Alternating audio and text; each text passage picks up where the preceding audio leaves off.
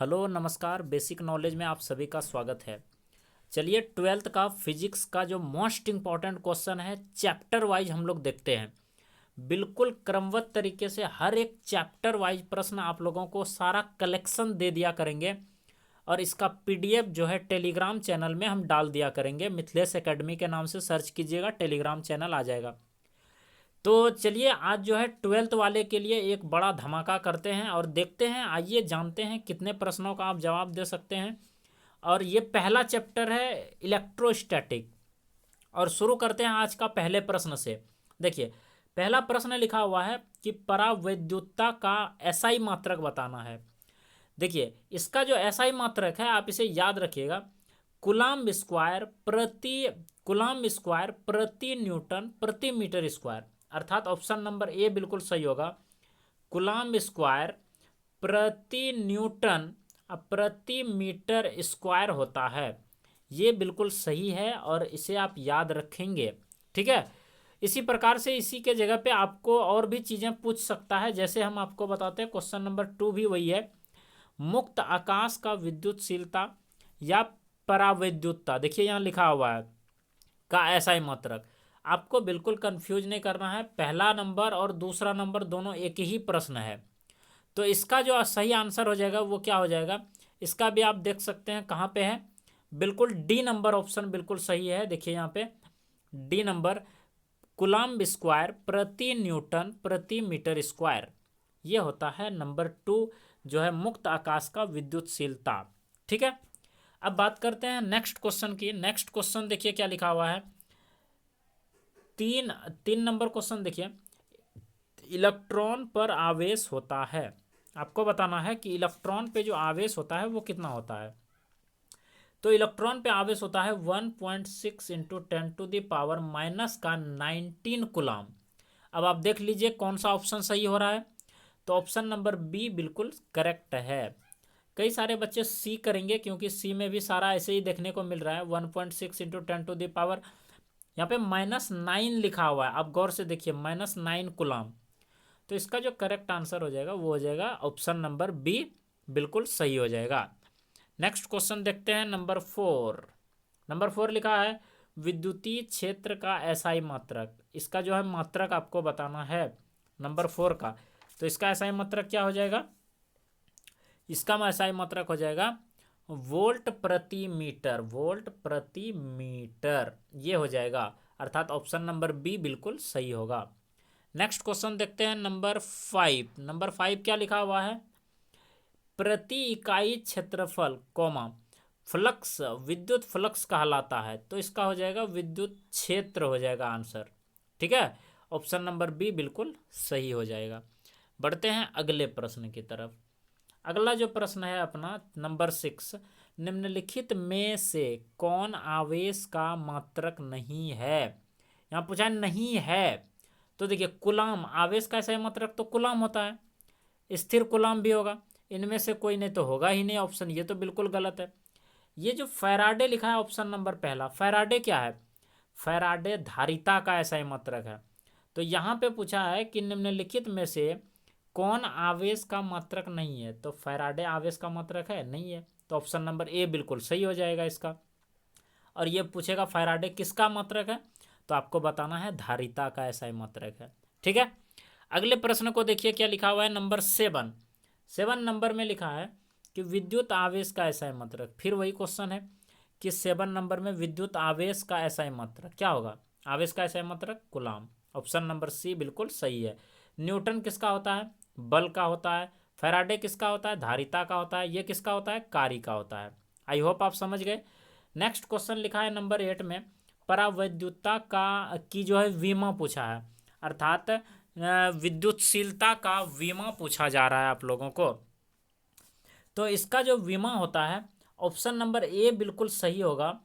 ए square T पे power 4 M पे power -1 L पे पावर -3, ये होता है परावैद्युतता की विमा। आप लोग कमेंट करके हमें बताइएगा, अगर आपको एसआई यूनिट और जो विमाएँ हैं सारा एक जगह ऑल फॉर्मूला का अगर कलेक्शन दे दिया जाए तो कैसा रहेगा।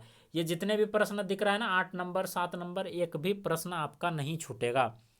तो ये सारे का आपको जो है मिथिलेश एकेडमी के नाम से एक चैनल बना हुआ है, वहाँ पे उस चैनल पे ऑलरेडी अपलोड है, आप लोग जा करके उसको देख लीजिएगा। लिंक आपको डिस्क्रिप्शन बॉक्स में मिल जाएगा, मिथिलेश एकेडमी सर्च कीजिएगा तो भी आ जाएगा। ठीक है, आपको ये सारी चीज़ें, एक भी प्रश्न इससे नहीं छूटेगा, और जितने भी मोस्ट इंपॉर्टेंट क्वेश्चन है वो दिया जा रहा है। अगले प्रश्न की तरफ बढ़ते हैं। देखिए अगला प्रश्न दिया हुआ है नंबर 9, विद्युत द्विध्रुव आघूर्ण की विमा। फिर वही क्वेश्चन आ गया, विमा से रिलेटेड जितना भी विमा। फिर 10 नंबर देखिए, विद्युत फ्लक्स की विमा। ये जितने भी प्रश्न है ना, आपको हम लिंक डिस्क्रिप्शन बॉक्स में दे रहे हैं, वहाँ से आपको जितना भी विमी सूत्र पूछेगा और जितना भी एसआई यूनिट वाला क्वेश्चन आएगा, सारा all formula A to Z Mithilesh academy YouTube channel पे ऑलरेडी वीडियो अपलोड है। आपको लिंक डिस्क्रिप्शन बॉक्स में हम दे रहे हैं, आप जाकर के उस चैनल पे जाकर के उसको भी सब्सक्राइब कर लीजिएगा। ठीक है, तो ये सारे प्रश्न को आप उससे जाके सॉल्व कर सकते हैं। अगला प्रश्न देखिए क्या लिखा हुआ है 11 नंबर में, मुक्त आकाश निर्वात की विद्युतशीलता होती कितना है? 1 से अधिक होती है, 1 से ज़्यादा होती है, 1 से कम परंतु शून्य नहीं, या शून्य। तो 11 नंबर का जो सही आंसर हो जाएगा वो हो जाएगा ऑप्शन नंबर सी, 1 से कम परंतु शून्य नहीं होगा। ठीक है, तो इसको आप याद रखेंगे। ठीक है, बढ़ते हैं नंबर 12। नंबर 12 क्या लिखा हुआ है, एक बिंदु आवेश का चिन्ह धनात्मक है। एक बिंदु आवेश, कोई भी एक बिंदु आवेश है, उसका चिन्ह क्या है? धनात्मक है। ठीक है, इसके कारण विद्युत क्षेत्र की तीव्रता की दिशा क्या होगी? तो इसकी दिशा जो है आवेश से दूर होगी। आवेश से क्या हो जाएगी? दूर हो जाएगी, मीन्स ऑप्शन नंबर बी बिल्कुल सही हो जाएगा। नेक्स्ट देखिए नंबर 13 नंबर क्या लिखा हुआ है, एक गोले के केंद्र पर क्यू आवेश और फ्लक्स फाई है तो उसकी त्रिज्या 2 गुनी कर दी जाए। मतलब रेडियस को बोल रहा है 2 गुना कर दिया जाए, 2 गुना कर दिया जाए, तो अब कितना फ्लक्स संबंधित होगा? तो इसका जो है 13 नंबर का बिल्कुल ऑप्शन नंबर ए सही होगा, फाई, ओनली फाई। ठीक है, आप रेडियस को 2 गुना कर दीजिएगा तो ये जो है कितना फ्लक्स उससे संबंधित होगा, तो बिल्कुल ऑप्शन नंबर 5 होगा। अब ये कैसे होगा तो उसके लिए आपको सेपरेट वीडियो हम बना करके दे देंगे। ठीक है, देखिए नंबर 14 क्वेश्चन।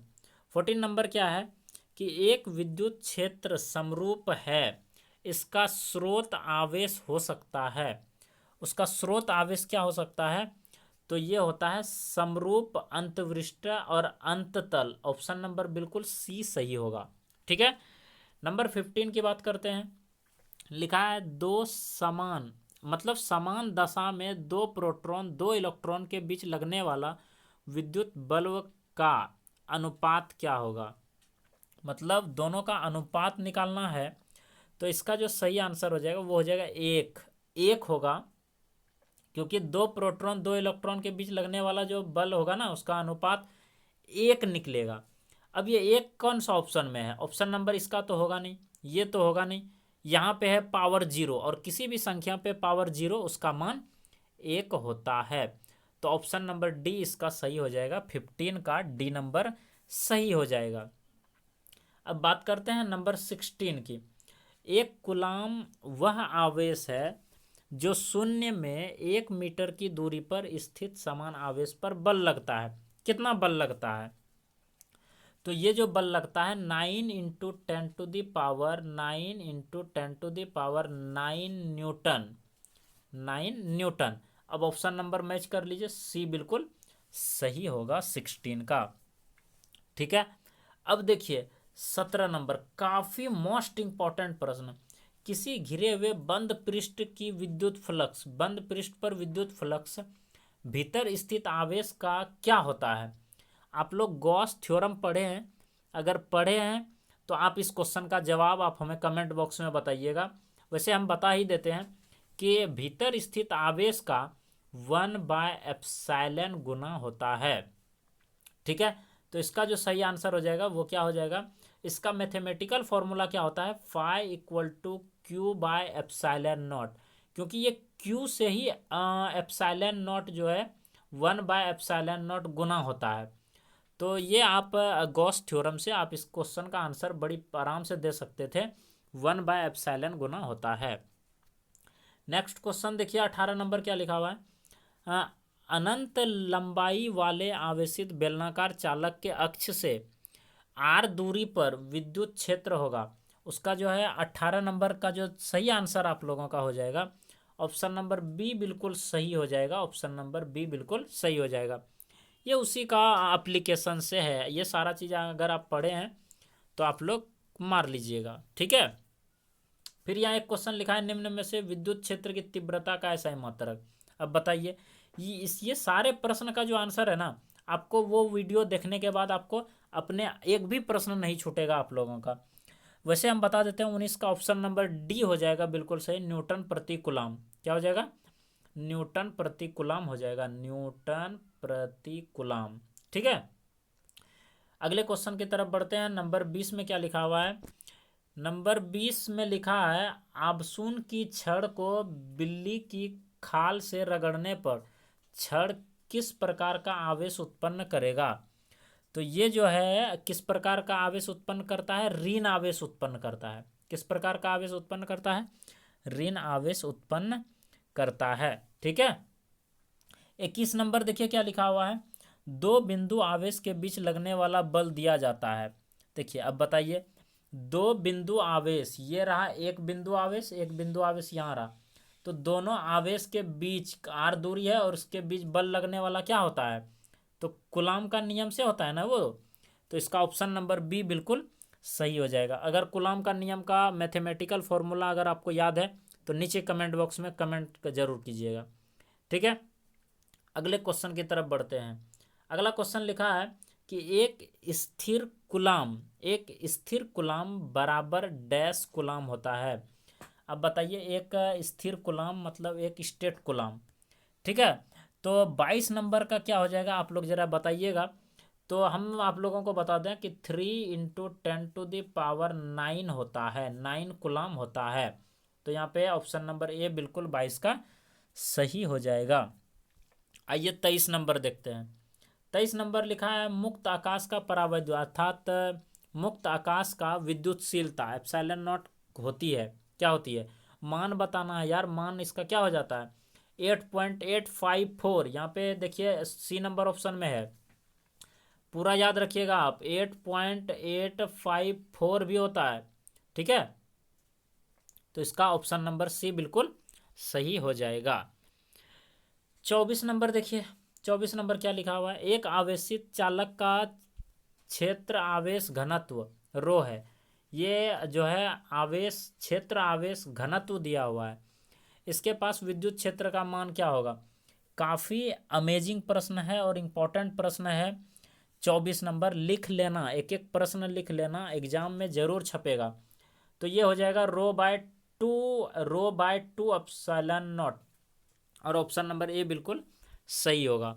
ये सारा गॉस थ्योरम का एप्लीकेशन वगैरह है। और लास्ट आज की क्लास का लास्ट क्वेश्चन देख लीजिए 25 नंबर, किसी आवेशित खोखले गोलाकार चालक के भीतर विद्युत क्षेत्र का मान होता है। ये भी उसी का एप्लीकेशन है और ये इसका जो सही आंसर हो जाएगा, देखिए कोई भी खोखला गोला के और चालक के भीतर बोल रहा है तो उसका क्या होता है, तीव्रता का मान जो होता है 0 होता है। ऑप्शन नंबर सी बिल्कुल सही हो जाएगा। मिलते हैं नेक्स्ट वीडियो में। अगर यह वीडियो पसंद आया तो एक प्यारा सा कमेंट कर दीजिएगा और दोस्तों के साथ शेयर कर दीजिएगा। अपने आप को जांचिए कितना सही हुआ आपने, वो भी कमेंट कीजिएगा। और पसंद आए तो एक लाइक शेयर सब्सक्राइब कर दीजिएगा और मिथिलेश एकेडमी चैनल को सब्सक्राइब जरूर कर लीजिएगा। वहाँ पे झारखंड की हर छोटी बड़ी अपडेट और जोर शोर से तैयारी कराई जा रही है। मिलते हैं नेक्स्ट वीडियो में, तब तक के लिए bye bye, take care, love you all.